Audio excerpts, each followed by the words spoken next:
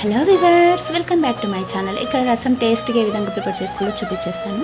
And tomato, చింతపండు and పసుపు, oil, water వేసేసి 2 విజిల్స్ తెచ్చుకోవాలి.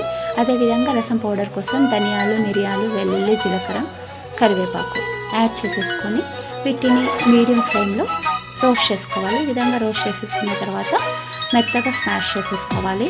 ఇక్కడ రసం అయితే నేను ఎప్పుడు చేసినా కానీ ఒక్కొక్కసారి ఒక స్టైల్లో చేస్తూ ఉంటాను. మనం చేసే విధాన్ని బట్టి టేస్ట్ అనేది చేంజ్ అవుతుంటుంది.